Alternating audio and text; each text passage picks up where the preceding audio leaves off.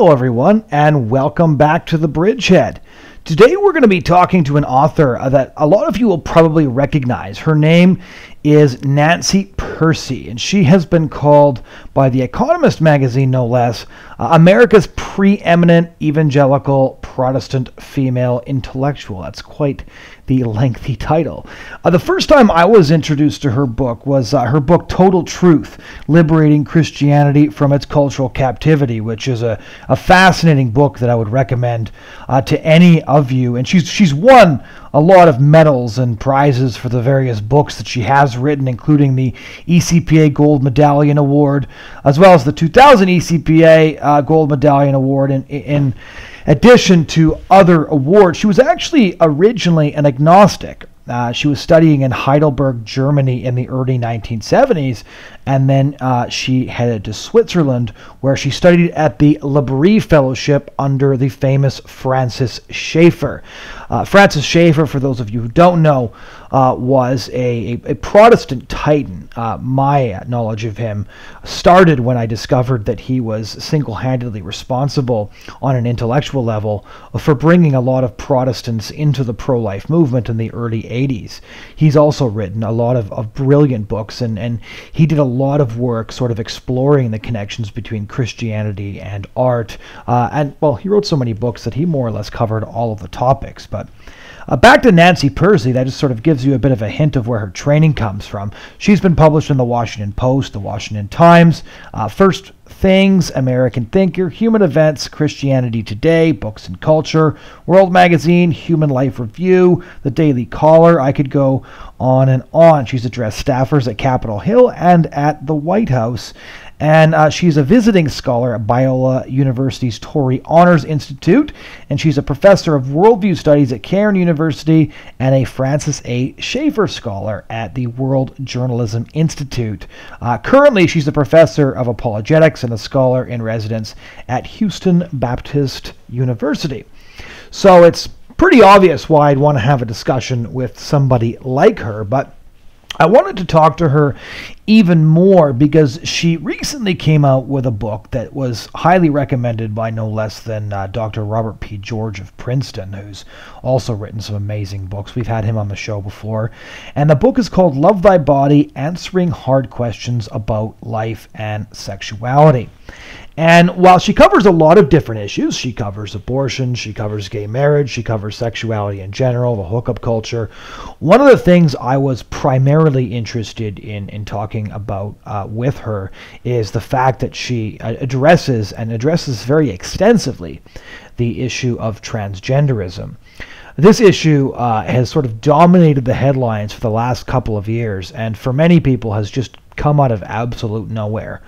We went from gay marriage to inserting transgender ideology into schools and universities at such a lightning speed that the vast majority of parents genuinely don't even know that their kids are being taught this. This is very prevalent here in Canada. These sorts of things are ending up in the curriculum as young as age kindergarten in British Columbia, and I know that the same curriculum that surfaced in British Columbia is headed over to Alberta. So these are issues that we have to understand, even though it's come upon us so fast that a lot of people are confused about transgenderism. What is it? Why? Where does this phenomenon come from? And why is it being so suddenly forced down our collective cultural throats? And because Nancy Pearcey has researched this topic so extensively, and because a fairly large portion of Love Thy Body brilliantly addresses these issues, I wanted to have her on to talk about that and, of course, many other things. So without further introduction, I present a conversation between myself and author Nancy Pearcey. Why did you write this book? Oh, I wrote the book because certainly the headline issues that we're all dealing with these days have to do with moral issues.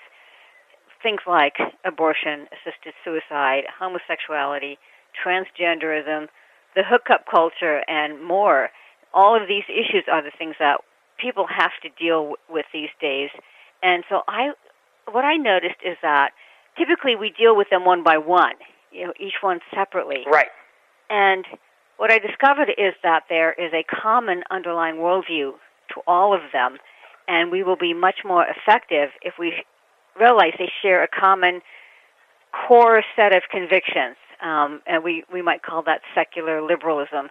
And if we recognize that worldview, we're going to be much more effective. And in particular, I show in my book that secular liberalism undermines human dignity and destroys human rights, and so it's a very harmful and destructive worldview that we need to get a handle on. Now, I couldn't agree more. 2 years ago, my first book was published called The Culture War, in which I tried to weave through all these issues and explain how they're linked.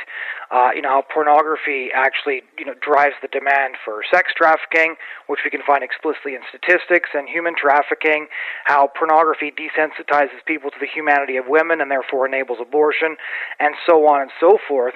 And I'd love to hear your take. How do you think we got here as a culture? I know a lot of, let's say, middle-aged Christians, kind of splutter at their newspaper once in a while when they see the next big story of a media organization backing down from saying that men can't get pregnant or something ridiculous like that.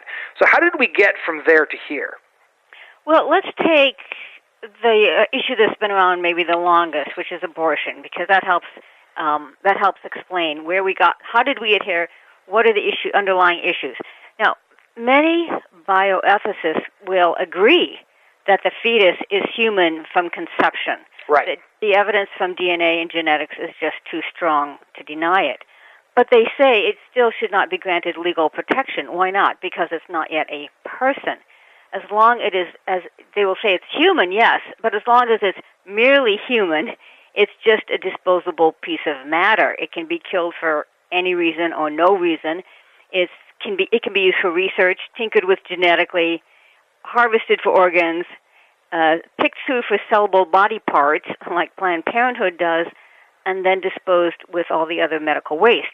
So, and this is actually called personhood theory.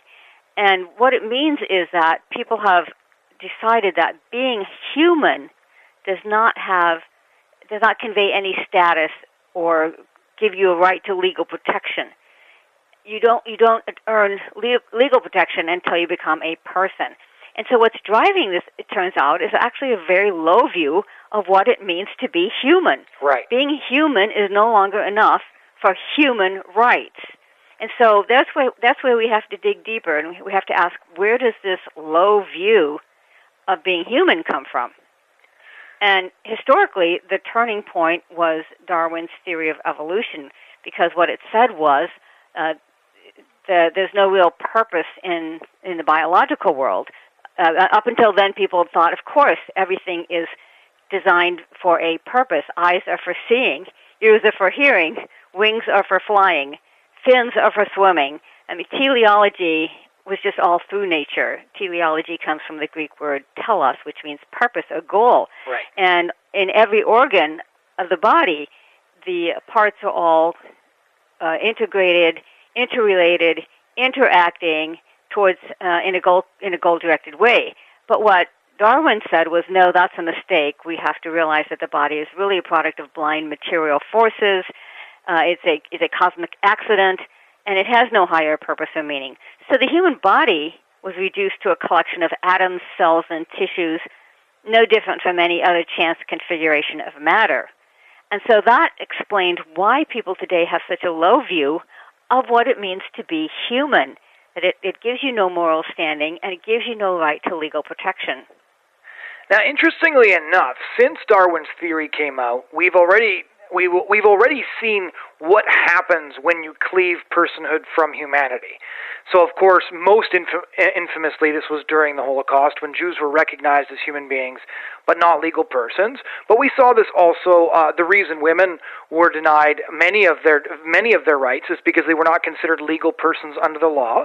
The same thing happened with indigenous peoples, who under the laws of quite a number of nations were considered to be human beings, but were not considered legal persons.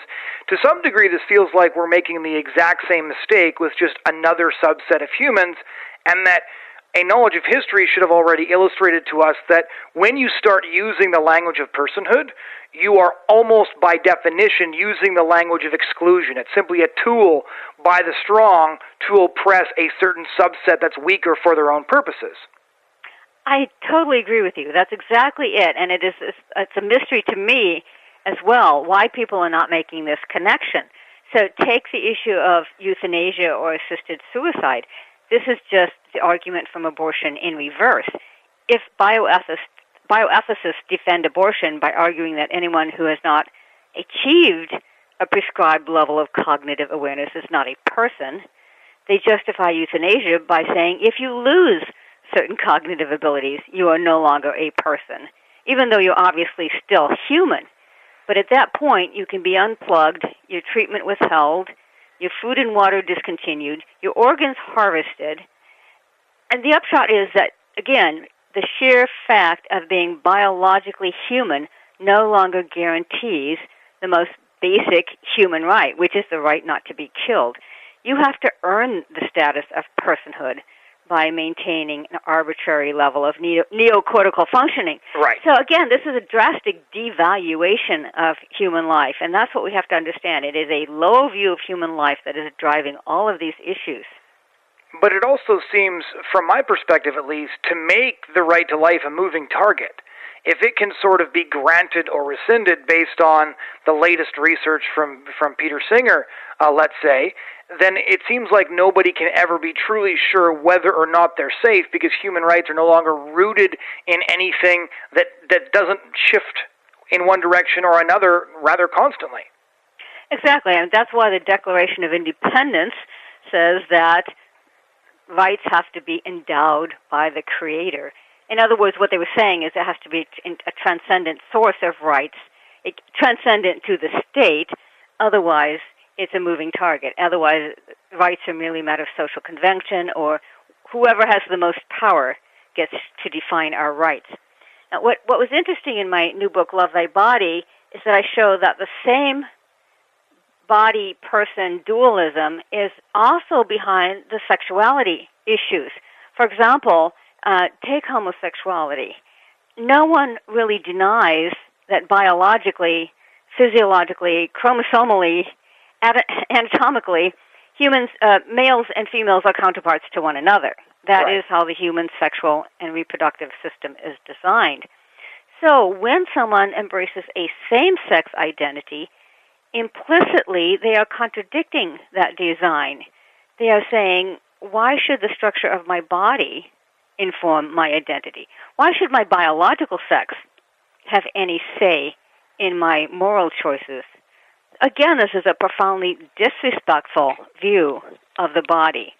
And the implication is what counts is not whether I'm biologically male or female, but all that counts is my feelings, my mind, my desires.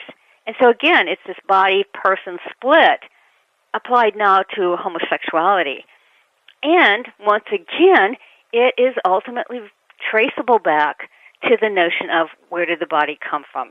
If it's a product of blind material forces, then the implication is, why should we respect it? We can do whatever we want with it.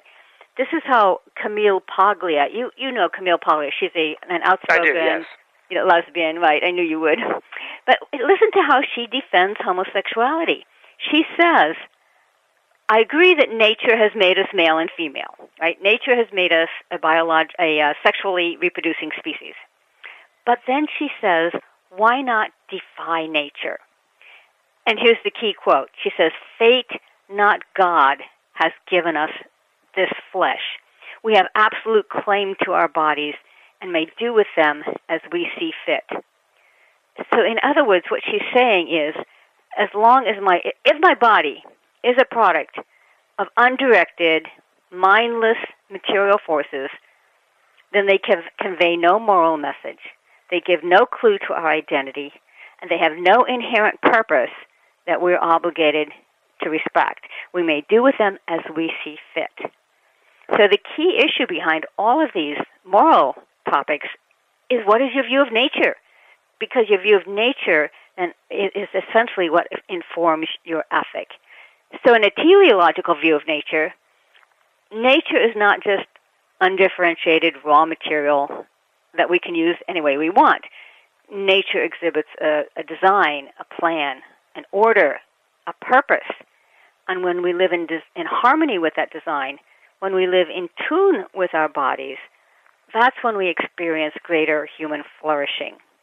So morality is not merely arbitrary rules or social convention. It expresses the teleology of what it means to be fully human. So really, what's at stake in the sexuality debate is a fundamental question: what kind of cosmos do we live in? Right.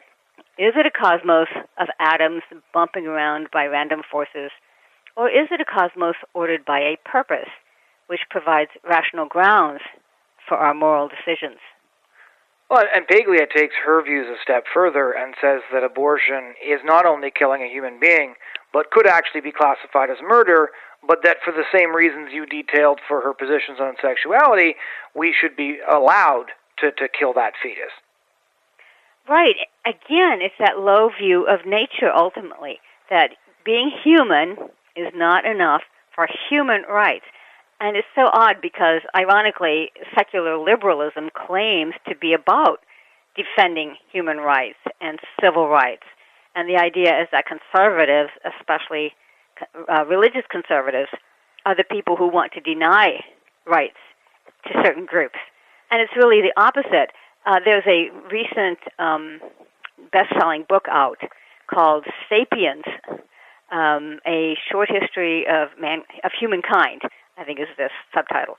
And the author, he's from Israel, and his name is Yuval Harari. And he basically says the Declaration of Independence was wrong when it says human beings are created equal and endowed by their Creator with certain inalienable rights.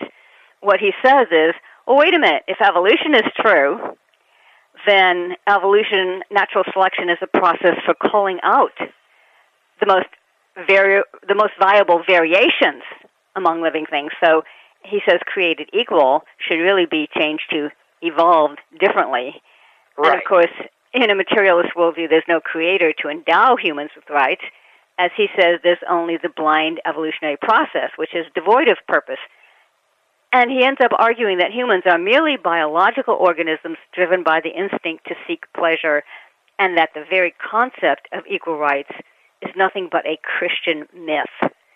So as these ideas filter into the public mind, human rights will be increasingly seen as a myth. And then how are we going to protect them? Politics is downstream from culture. And when science and philosophy are saying that human beings are just biological organisms and rights are a Christian myth, then we are going to lose our rights. And it's really the conservative Christian view that gives the basis for rights that secularism does not give. Now, this is all very interesting because some of this, of course, should be obvious to even a casual observer, is that everybody knows that we are not equal in height, weight, strength, intellect, that we have a wide variety of differences, and different people are superior to other individual people in certain areas. We have different skill sets. And as a result, the idea that equality can exist doesn't work without a God. The reason we're all equal is because we are all created in the image of God, which makes the smartest person in the world and the dumbest person of the world of absolute equal value. And what I find interesting, again, from a historical perspective, because for me, one of the things that I find to be curious is how much the history of this, which is readily available to everyone, has been ignored. So the path from Darwin to the concentration camps was not only short, but very, very easy to follow from a chronological point of view. Right? In one of his books that gets frequently ignored, Darwin actually discusses how the Christian ethic, which essentially cares for those who are dying, stops plagues that would otherwise purge a lot of the weak members of society, which would have a net positive effect on humanity, that essentially a Christian society was damaging the species. And then his cousin, as you know, Sir Francis Galton, followed up by writing a book in which he suggested the first concentration camps, although he didn't suggest that the people in those camps get killed, just sterilized. And while a lot of Darwin admirers tried to claim that, well, that was Galton, not Darwin, Darwin did read the book and say it's the most interesting thing I've ever read. So you see the ideas that took shape in the Third Reich because they essentially decided, well, let's skip sterilization and go to extermination just to speed this whole process up. And we got to see what was taking place. There's a reason the eugenics office on Long Island shut down just after World War II. It's because everybody realized where this could go. And then we had a couple of decades of more or less consensus that we needed to stay away from these things, which is why Germany didn't even legalize abortion until around 1990. And now we've collectively forgotten all of this all over again. Yeah, I agree with you. And another interesting person who writes about this was the philosopher Richard Rorty, who died a few years ago. But before that, he was revered as the philosopher of democracy. And yet he wrote, "I do not know how to justify or defend social democracy in any sort of philosophical way." And he went on to explain. He said, "Look, I'm an atheist, an evolutionist, a Darwinist, and in the struggle for existence, the strong win out while the weak are left behind. So that cannot be the basis of universal human rights."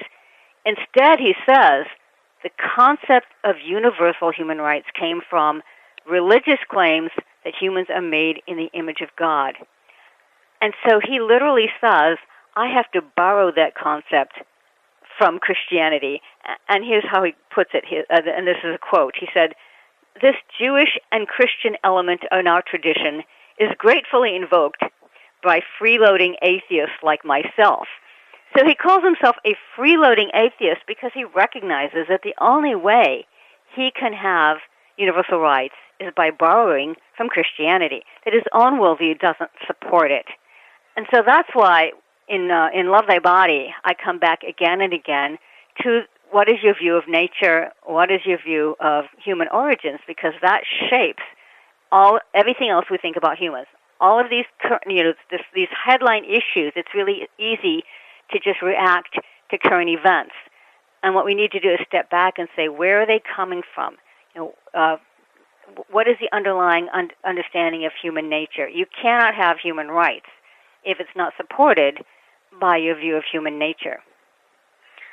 Which brings me to the one topic I really wanted to discuss with you, because very few people have really attempted to get into the transgenderism discussion, and a lot of Christians are just quite frankly confused about the entire thing. There are ideas being entrenched in law that nobody had heard of a decade ago, and one of the reasons people don't know how to respond to the sort of transgender phenomenon is because they know so little about it. So we have your book that's come out, which is very helpful. We've got Ryan Anderson's book, When Harry Became Sally. Al Mohler has taken a shot at least defining the terms and pointing us in the right direction. Russell Moore has done some good work on this as well. But could you just explain for our listeners where this phenomenon came from, what it looks like now, and then we'll talk about how to respond to it? Yeah, exactly. People are a bit puzzled by it because it's happened so quickly. And they say, where is this coming from? Why is it happening so fast? And the reason is it's the logical extension of the same underlying secular liberalism, which treats the body as having very little value. In fact, it's easier to see here even than in the homosexual movement, because the transgender narrative insists that gender has nothing to do with biological sex. Right. A BBC documentary says at the heart of the debate is the idea that your mind can be at war with your body. I actually just finished reading a book by a Princeton professor, and it's a book giving a philosophical defense of transgenderism. And yet, in the process, she admits that it involves, and these are her words, disconnect, disjunction, self-alienation, self-estrangement. And she goes on to say, the physical body tells us nothing. It has no meaning at all.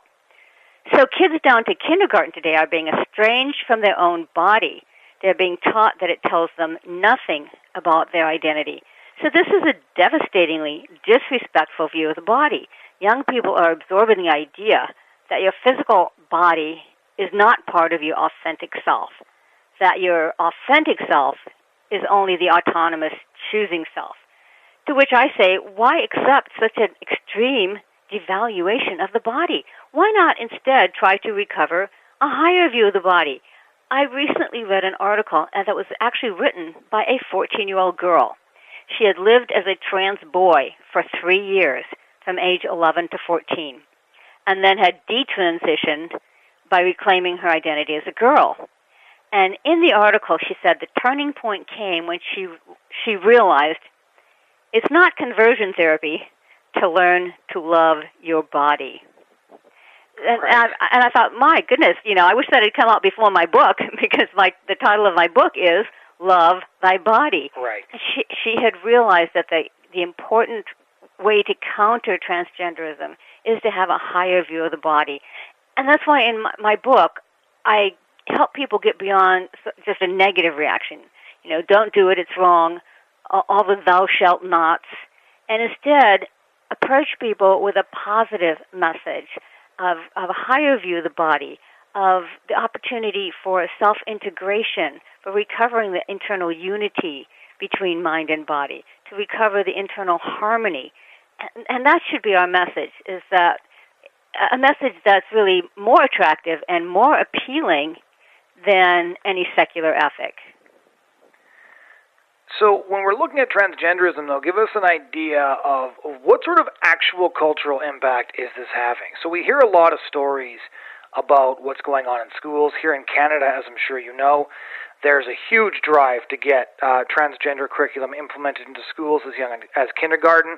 They're reading them books about, crayons that came from the factory with the wrong label on it and things like that. It's being introduced at a younger and younger age, but to what extent, in your view, is this actually catching on as a phenomenon? Rod Dreher thinks that it really is, and that there are a lot of kids transitioning, and I've seen some recent polling data to indicate that the number of kids who identify as trans is skyrocketing. But what has your research shown you? Oh, absolutely. I agree, totally. The number of gender clinics is skyrocketing, and the number of people, especially girls, has skyrocketed. But I will also say what's even more troubling is the change in the laws. I mean, people sometimes say, how do other people's choices affect you? Why Right. not just let them live the way they want? And the answer is that when the laws are changed, that affects everyone. And here's the background. A free society is possible only if it recognizes some rights as pre-political. That means they're based on something prior to the state. The state does not create them, it merely recognizes them. And many pre-political rights are based on biology. So when we dismiss biology, we are losing those rights. So, for example, the right to life used to be a pre-political right. It's something you had just because you're a member of the human race. Right. But the only way the state could legalize abortion was to rule that some humans are not legal persons, which means the state has claimed authority to decide which humans have a right to live, based not on biology, but only on its own legal fiat. This is a huge power grab by the state. It's an enormous increase in state power.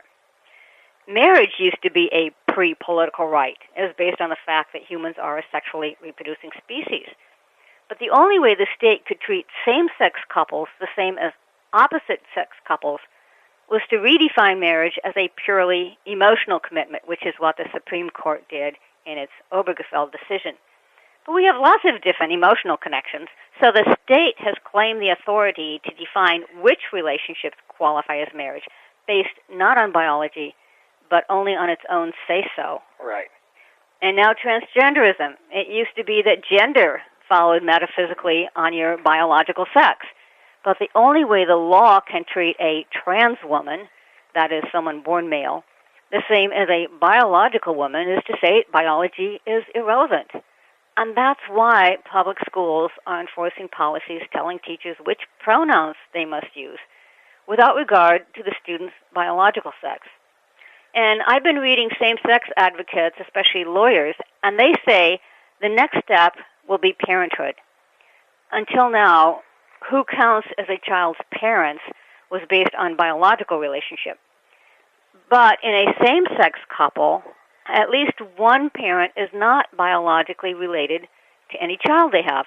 So the only way the state can treat same-sex couples the same as opposite-sex parents is to redefine parenthood without regard to biology.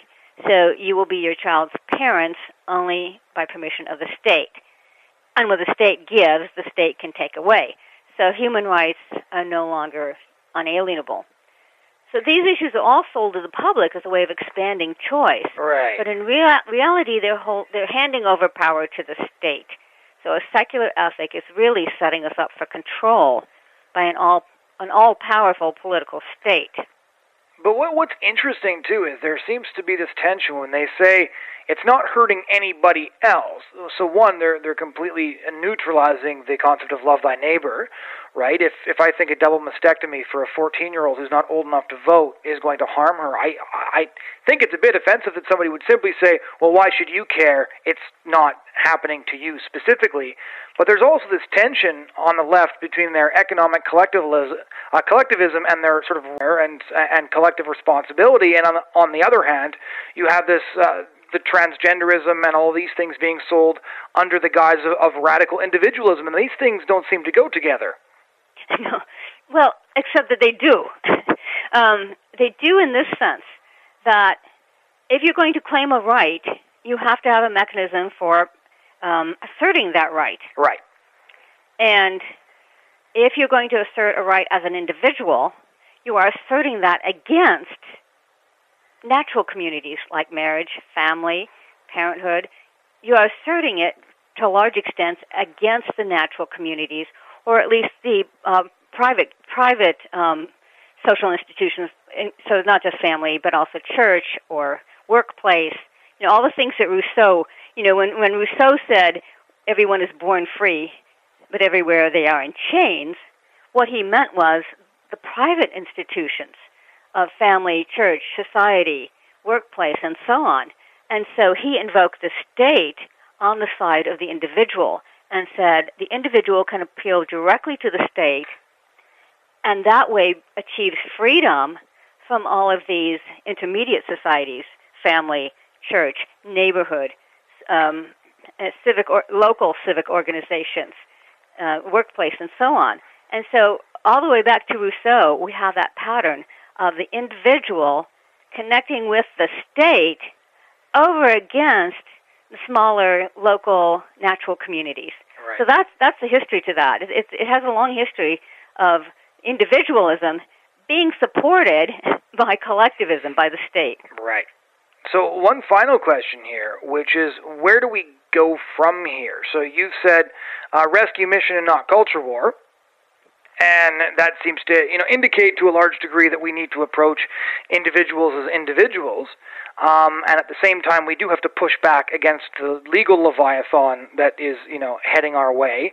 We need to push back against the indoctrination in the schools and things like that. So where in your mind, how exactly do people who oppose the sorts of things that you wrote about in Love Thy Body, how do we respond? Right. Well, I'm a big believer, and I think I said it at the beginning of the program, that politics is a downstream from culture. Yes. You cannot really pass laws that people have not already been persuaded are good and true. They just won't take root. And so I'm a big believer in persuasion first. And I think that a model is how well we've done with the pro-life issue. Right. And that is, yes, we've continued to work on it politically, but we're not working on it exclusively politically. People have come to realize you have to work on education as well. I actually interviewed a member of Congress once when I'd written a book with one of my earlier books, and he contacted me, and he literally said, I was radicalized by the Roe v. Wade decision in 1973. And I realized I had two possible means to approach it. I could go into politics and try to influence culture top-down, or I could work through education and try to actually change people's thinking. Politics seemed like it would work faster, so I went into politics. And like I said, he was a member of Congress in Washington, D.C. And he literally said, I made a mistake. I was wrong. He said, we've won some legislative battles, but we've lost the culture. And I think a lot of people came to see that, and they began to work on a cultural level, on education. And as a result, as you know, the millennials today are the most pro-life generation of all. They're much more much more pro-life than their baby boomer parents. Yes. That has given me a great deal of hope that yes, we continue to work on it in terms of politics, and some people are called to that, and that's very important. But most of us, ordinary people, are called to work on the level of just persuasion and education, and that really ultimately is what changes a culture even more. And politics tends to follow people's convictions. So, again, identifying the underlying worldview, which is a negative view of the body, a negative view of what it means to be human. It's because people have a low view of the body that they think just being human does not give you human rights in terms of abortion, euthanasia, assisted suicide, infanticide, and so on. And it's because they don't think there's any value in just being biologically male or female that they say my biological sex has nothing to say to my sexual orientation or my gender identity. In both cases, it's a low view of the body and biology.